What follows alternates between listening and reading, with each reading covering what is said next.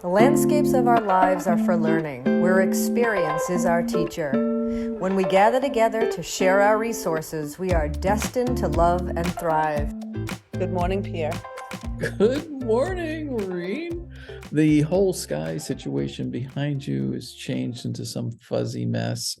Oh, thank you. That's cool. I'm back to my little Nirvana view behind Maureen of on not Walden Pond, but you wanted to talk about you were on a pond and we were talking about Walden Pond and strangeness, as some people experience it, of viewing a person who goes off to live by themselves as odd. And you were saying, yeah, why do you think that is? Why do you think that's kind of a reaction that people typically have when, like, someone like Christopher McCandless went out to went to Alaska, wanted to be by himself, like in the middle of nowhere, or like the Unabomber who lived in like a cabin in the middle of nowhere. Like, not too well, many people do there's a that, similar, but like, why? there's a similar book that was recommended to me by my friend who was somewhat of a modern hermit.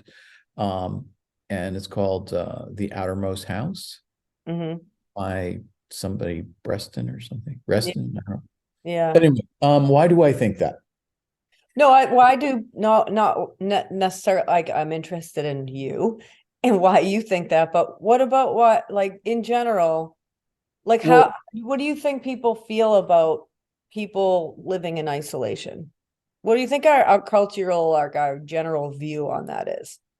well, I'm going to go back to the original question and then come to this question. The original question was, how do what do I think of it? And at the time that I was reading Thoreau, which would have been junior high school or high school, I was growing up in this extended Italian matriarchal household and an extended family, and the concept of being without people is just not part of the Italian DNA. Like, you just like in this I don't thing. think it's limited to just Italian DNA. I think it's DNA, human DNA. Well, We're not built to be alone.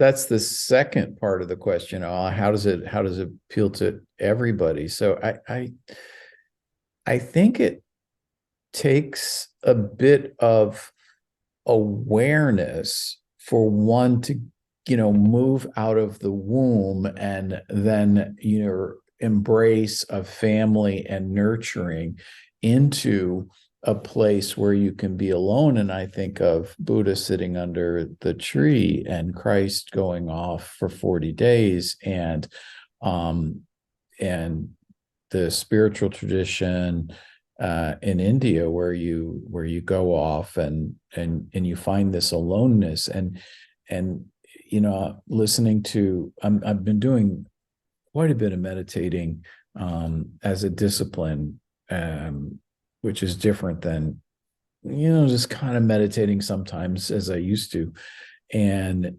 with Sam Harris's app, constantly talking about this aloneness in the sense that, what are these thoughts? Well, they're just thoughts. You're just part of the universe. You're here connected to everything. And that's a much different view. And I think it comes through, as they say in Vipassana, sitting. You just sit with yourself. And yeah, so. How does that relate to someone wanting to go and live in the wilderness, and generally how we think about that as people? I mean, I guess what I'm getting at No, is, I hear you. like I'm going to answer my own question. Okay. Um, I think it's odd to us because we're social beings. We're so social, and we need for our own health to be connected to other people. And yeah, there's introverts and extroverts, and that's on a spectrum of what in personality and how much people need to be with other people, but generally, like, evolutionarily speaking, like, we are tribal and need, like, we're around the fire and we connect to each other, and it takes a village and all of that to fully blossom and thrive with vitality in the world. Like, Mm. generally that's how humans are. Ants, same, bees, right? Like, so I think that it probably strikes most people as counter something, to counter natural, when they see people who want to go off and be totally isolated and by themselves.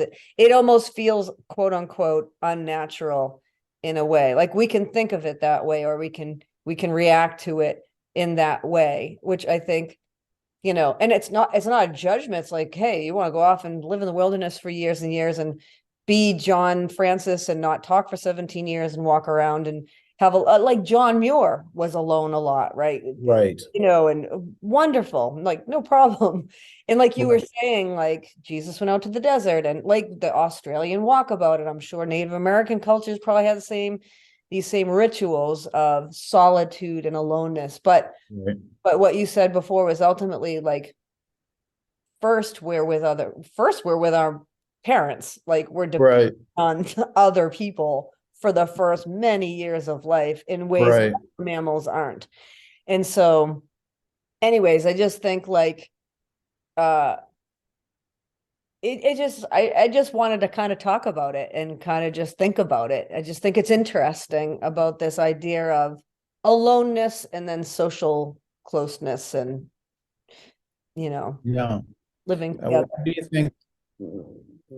What? Why do people think that it's strange that a That, person is strange? because I think it's is sort of not unnatural, but I think because we're such social beings and crave closeness and intimacy as a big part of who we are by nature, that to think of not to being that disconnected and away from a source of life really is is When is a, maybe strange. I can't find the word, but or right you know when we have as adults getting out of the household situation and becoming independent, which is a process of growing up. mhm. Why do we not, or why is it that we continue to think of it in some sort of strange fashion when we have repeated examples of the power and wisdom that comes from people who have journeyed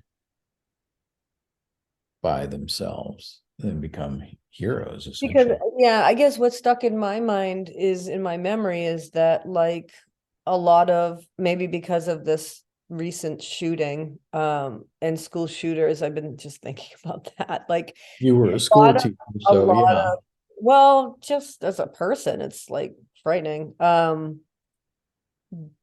a lot of these, mostly boys or men, have been isolated. Like, that's part of the isolation away from people. And a lot of people who distance themselves or retreat or withdraw into isolation, like a lot of people who are depressed or whatever, it is because they are depressed, or they have maybe complex trauma from early childhood where their experiences with connecting with people have been also very harmful. And so So all of are that, are you factors saying in.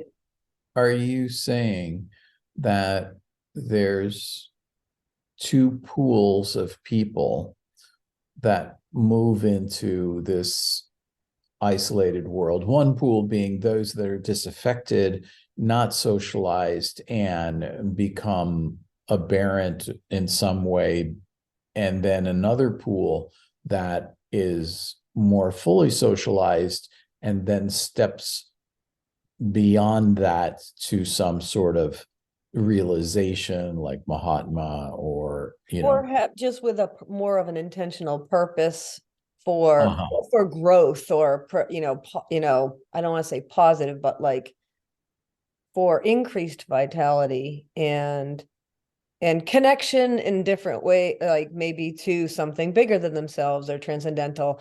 But that's very different than people who step away and isolate because of hurt or harm or illness, or you know what I Right. mean, or I shame, do. or being shamed and outside of the group, and because they've had negative experiences and so forth.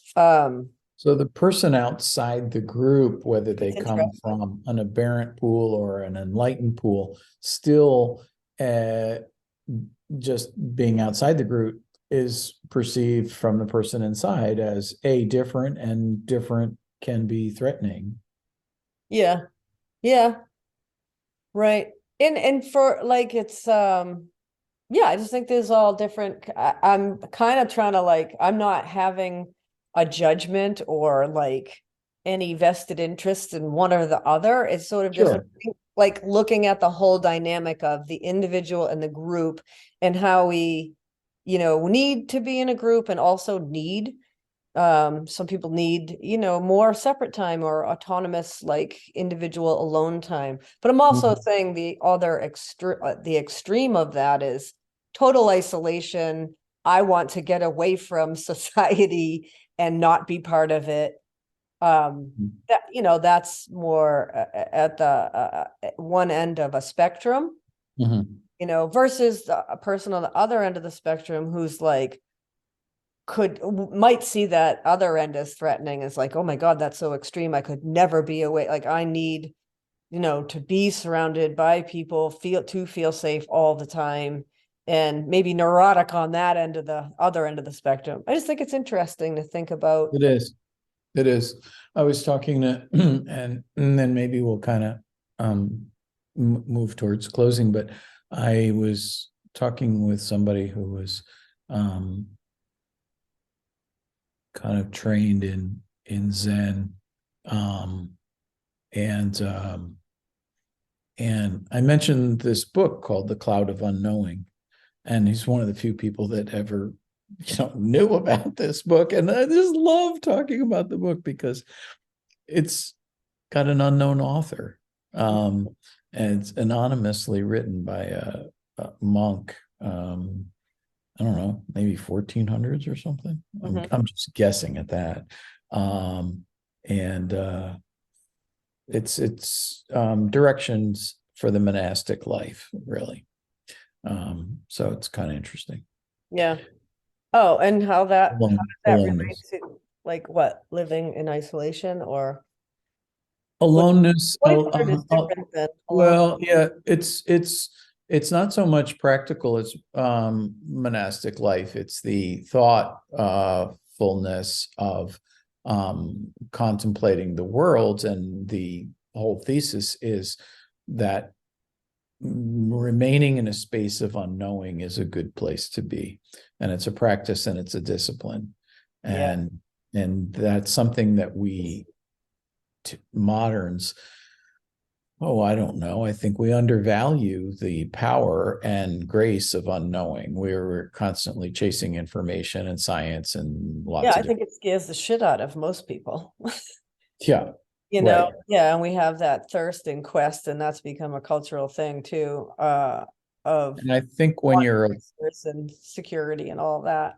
yeah, I didn't mean to talk over you, but I think when you're alone, and you go out on this journey, you are moving into an unknowing place, when you're in society, and particularly when you're in a group that supports you in the culture, you feel good because you are reinforced by all of this, and you feel like you know something, and you're kind of operating with all these rules and norms, Yeah. if you can, and when you move out of that, it's little disconcerting. So Well, or exciting adventure. Like I think of kind of how I took my little walkabout and really, I mean, I didn't step outside I guess I did step outside my American culture through travel, but also like kind of stepping out of roles, and like what you were saying about getting reinforced in those roles and getting feedback, and just like having learned and had knowledge in those various roles as teacher, mother, whatever. How And long was your walkabout? I don't know, 9 months, 10 months. Hmm. And so getting, Many, like I many spent a lot of countries. time alone. Yeah. Yeah. I was totally alone. Um, well, I mean, I wasn't, oh, I mean, I was surrounded by like people like in airports and as I was traveling and stuff, but like nobody I knew. Like I felt, Mhm. I felt kind of anonymous. And that was the point, How was did that feel? Was that different? it was cool. It felt great. It felt Hmm. great. It was a relief to step outside the roles. Well, you were a mother of four and a teacher of No, 30 every every times year. five, 150. Yeah. Yeah, Yeah. yeah. No, and not, and just like even like dog owner and homeowner and like daughter and sister Was and there was there in the 9 months like a girlfriend. story or a plot that had a beginning and an end with this discovery, or did it just kind of like bob along? No, it just went along, and remember I intentionally like didn't try to accomplish anything or make it be a story that had a beginning, middle, end, or put a theme to it. I did not Hmm. want to do that at all. You know what I mean? Like just literally lived one day at a time. The only planning I did was, where am I going next? I kind of set it all up ahead of time for the most part, but where was Mhm. I going next? And how am I going to get from this place to that place? And how am I going to Mhm. pay for it? And that was pretty much it. Like, I remember talking to a girl that was also traveling and teaching, and she was my roommate, young girl from Canada. And Mhm. and I told her, like, I'm making no plans. Like, if let's agree that we're not going to make plans to go out like on Monday, like, oh, this weekend coming up, like, what do you want to do? Where should we go? I was like, I'm not doing that. Like, maybe we'll go out Saturday, but like, we're not going to talk How about it until what Saturday morning. what was her reaction to that? Loved it. She was game. Oh, okay. Yeah, yeah, yeah. She's game. And so she would joke with me about like I would wake up in the morning, wake up or whatever, and we basically lived in the closet in the studio, right, together. And So you're in the and same room she goes, do sleeping. you know what you're doing today? And I was like, I think the first thing I'm gonna do is do laundry. And then whatever, I have to teach class at 2 o'clock, and I don't know after that. And that's literally how I behaved the whole, 10 months. Like, not a lot of planning. Did you have a fallback like with books that you were reading so that after class and no, you just kind of like moved through life? Yeah, I mean, then I would walk. I would go for a walk, and I was like, okay, I'll listen to a podcast. And I listened, I think, to a lot of Tim Ferriss podcasts at that point. And Joe Rogan, and I don't even know, but like there was no like, oh, I hope while I travel that I do XYZ and I listen to this many things and I learned this. And I didn't. I just was like, I just want to get the hell out of my life and teach yoga. That's it. That was my only thing. And see places and meet people. I guess like I knew I was going to meet people, and so Super cool. like letting everything just unfold. Like obviously I was making sure I was safe. Like I had Sure. parents who knew where I was, but then that, and it turned out, I think I learned that the days are pretty simple. Like the things that you actually have to do, Hmm. eat, right? And I had to work to provide food that To I could eat, eat right? Yeah. and to get home eventually. eat right or get to the next place. And other than that, it was just like social interaction. It was like talking to people and teaching. And I moved outside. I wanted to be outside, so I was outside. And like I loved the trees and the birds in Australia. They're so different. And it was really that simple. Isn't that well, And what I had you're to sleep. I describing went is to sleep and what you're describing is sounding beautiful to me. I could, delightful. yeah, yeah, yeah. Even in retirement, people are just amped up to the nth degree. You cannot, I live in a place where there's a lot of retired people, and you cannot talk to a retired person here or anywhere, from my experience, that isn't busy. I was gonna say the word, yeah. And I'm surprised that I was able to go from so busy for so long to absolutely not busy, but I mean, I was doing things, you know what I sure, mean? sure, sure, sure, sure. So, but Yeah, no, without that sense of it's urgency or need or push to like get to the yeah. next thing or anything. Yeah. I'm in Healdsburg, California, and it's a very social place, and it's a wonderful place. I call it the best town in America right now. And there's a there's an affinity for inviting people over and gathering and socializing. But it is funny because there are some that it's very spontaneous, which I love about it. And so you can just drop in, and that's what I get a big boost out of. But there are those that are busy, and a text message, hey, you want to get together? And the response, my calendar's open in June on the 14th. It's just like, I can't even process something like that, like a few months later. But some people live like that. So yeah, there we Well, go. that's, and sometimes it's like when you're trying to cope with things, like busy is better, right? Like, and Yeah, and there's that aspect of it. there Then is. it's just like busy as a result of probably cultural conditioning, busy, and or I don't know how to slow down and power down into, you know, slow mode. Well, So yeah, who knows? yeah. Well, thank you for telling me all about your walkabout.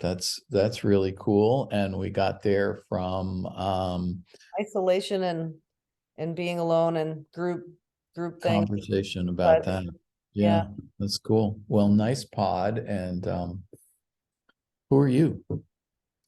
I'm Maureen from Landscapes for Learning. Learn to live and live to learn. I love that. And I learned that Landscapes for Learning's logo is got an orange color in it for yoga reasons and Bengal tiger strength. And I thought that was really cool. So I'm Pierre from Yoga Heals Everywhere. And my outro is peace through grace, my friends. Peace through grace.